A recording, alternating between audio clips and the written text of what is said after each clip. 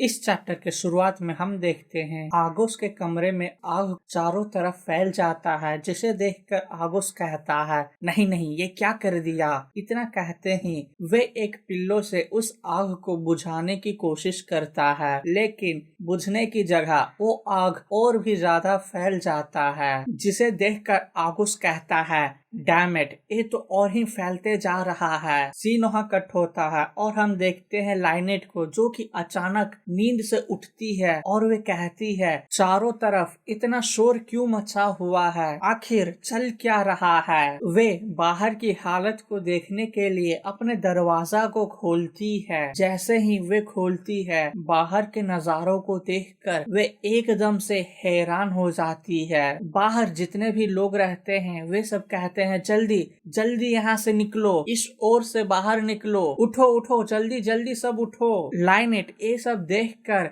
एकदम से हक्का बक्का हो जाती है और वे देख रही थी उसके यहाँ जितने भी सर्वेंट काम करने वाले थे वे सब अपने अपने जान को बचाकर भाग रहे होते हैं। लाइनेट ये देखकर कहती है, यहाँ आखिर आग कैसे लग गया है। इतने में उसके आंखों में जलन होने लगती है। तभी उसके बगल में एक औरत आके खड़ी होती है। वे कहती है, लाइनेट क्या तुम अपने मदर को मिस कर रही हो। लाइनेट धीरे धीरे अपनी नजरों को उस औरत की ओर करती है और कहती है, क्या। और हम देखते हैं वो औरत और कोई नहीं काना होती है, जो कि लाइनेट को देखकर कहती है, तुम्हारे शक्ल तो पीले पड़ गए हैं, क्या तुम बहुत ज्यादा स्ट्रगल कर रही हो। लाइनेट उसे देखकर कहती है, काना। और वे रोते हुए कहती है, अब मैं क्या करूंगी, मैंने मदर को खो दिया है, मुझे उनके बहुत याद आ रही है। काना उसे सांत्वना देते हुए कहती है, मेरी प्यारी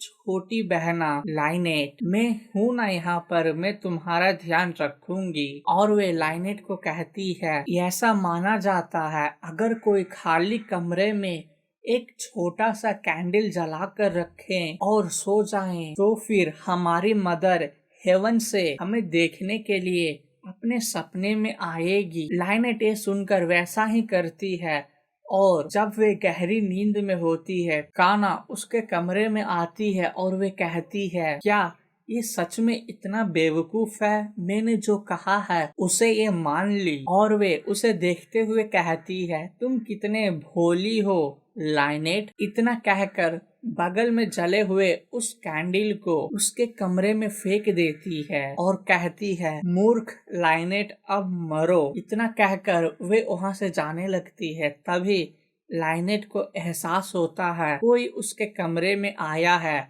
लेकिन वे सोचती है ये उसका मॉम है। इसी बीच उसके कमरे में चारों ओर आग फैल जाता है। वे दरवाजा को खोलती है और हेल्प के लिए अपने फादर को बुला रही होती है, लेकिन कोई नहीं आता है। इसी बीच उसके एक तरफ के गाल जल जाते हैं। तभी उसे एहसास होता है, मेरे साथ ऐसा तो मेरे पास्ट लाइफ में हुआ है, लेकिन इस बार ऐसा कुछ नहीं होने दूंगी। और तो इस बार मदर भी जिंदा है, मुझे जल्दी से उन्हें जाकर प्रोटेक्ट करना होगा। इतना सोचते ही वे अपने आप को संभालती है और बाहर की ओर भागने लगती है। भागते भागते वे कहती है, अच्छा हुआ ग्रैंडफादर माइनिंग के लिए बाहर चले गए थे आज सुबह, अब मुझे केवल मेरे मदर को प्रोटेक्ट करना होगा। इतना कहते ही वे जैसे सीढ़ियों के पास आती है,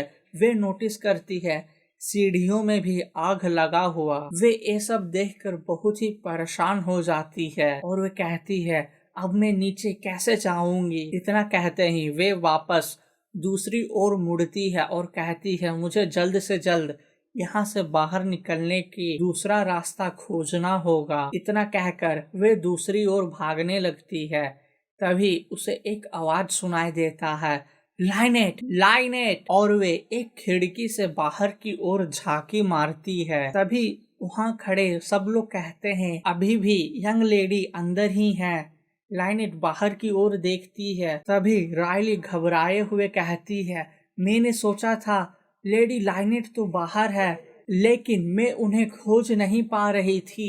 इतने में उन दोनों की नजर ऊपर खिड़की की ओर जाती है। उसके मॉम ये नोटिस करते हुए रोते हुए कहती है, लाइनेट नहीं, तुम ऐसा नहीं करोगी। लाइनेट उसके मदर की ओर देखती है और वे कहती है, फाइनली मदर तो सेफ है, थैंक यू गॉड। लाइनेट की मॉम उसे देखकर बहुत ही ज्यादा घबरा जाती है और उसे बचाने के लिए अंदर की ओर भागने लगती है। तभी रायली और उसके बगल में खड़े वे सारे मेड उन्हें रोकते हैं और कहते हैं, नहीं मैडम, आप ऐसा नहीं कर सकती हैं, प्लीज आप मेरे बातों को माने। लाइनेट की मॉम कहती है, छोड़ो मुझे जाकर मेरे बच्चे को बचाना है, छोड़ो। इतना कहकर वे रो रही होती है। तभी वो नोटिस करती है बगल में सर्वेंट कहते हैं, यूर हाइनेस, आप ऐसा नहीं कर सकते। दूसरी ओर हम देखते हैं क्राउन प्रिंस फिन ब्रेकर को, जो भी कहते हैं, छोड़ो मुझे अभी अंदर जाना है, मुझे किसी भी तरह लाइनेट को बचाना होगा। उसके बगल में खड़े सर्वेंट कहते हैं, यूर हाइनेस, अंदर जाना बहुत ही डेंजरस होगा, प्लीज आप अपने आप को संभालें। इधर हम देखते हैं वे महल चारों तरफ आग से घिरा हुआ होता है। लाइनेट उस खिड़की से सबको देख रही होती है। नीचे खड़े लोग कहते हैं, अब हम क्या करेंगे, हमें जल्द से जल्द कुछ तो करना ही होगा। उनमें से एक कहता है, हमें सबसे पहले नीचे का ग्राउंड को सॉफ्ट बनाना होगा, जल्दी कुछ ऐसा लाओ जिससे नीचे की जमीन सॉफ्ट हो जाए।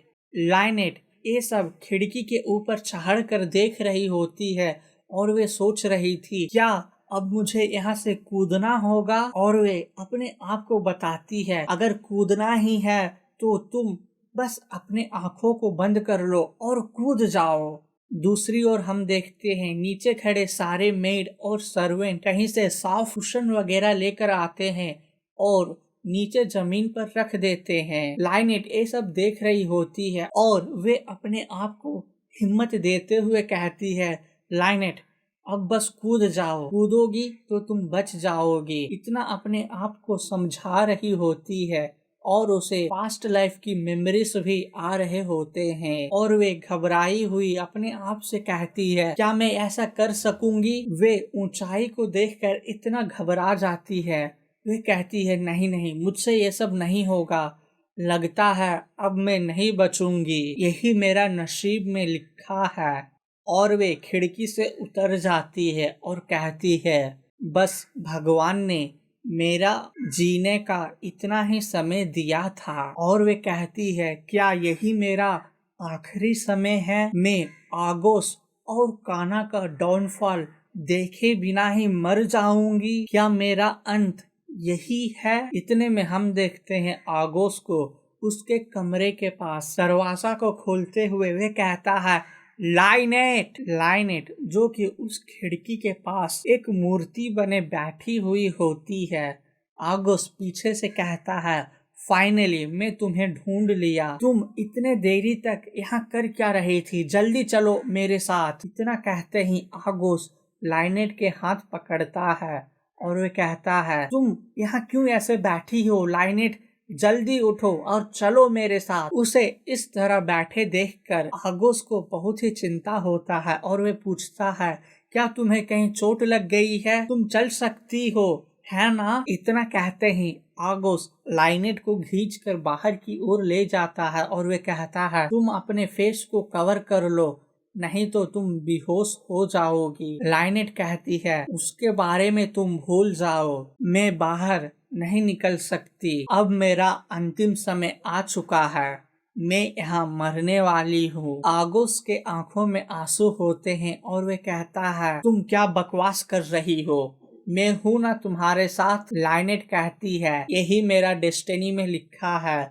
मुझे यहाँ मरना ही होगा। और वे आगोस की ओर एक शार्प लुक देते हुए कहती है, अगर तुम मुझे नहीं छोड़ते तो मेरे साथ ऐसा नहीं होता। और वे अपने चेहरे पर एक उदासी भरे मुस्कान लाती है और कहती है, मुझे तो बस केवल एक ही बात का रिग्रेट रहेगा, क्योंकि मैंने अपना रिवेंज पूरा नहीं किया। आगोस ये सुनकर एकदम से चौंक जाता है और वे कहता है, क्या तुम क्या कह रही हो? और वे उसके हाथों को टाइट से पकड़ता है और कहता है, चलो मेरे साथ। इतना कहते ही आगोस लाइनेट को अपने कंधे पे उठा लेता है और कहता है, हम यहाँ नहीं मरने वाले हैं। लाइनेट जो कि चिल्ला रही थी, छोड़ो मुझे, नीचे उतारो, मुझे नहीं जाना है तुम्हारे साथ। आखिर तुम मेरे जान क्यों बचा रहे हो?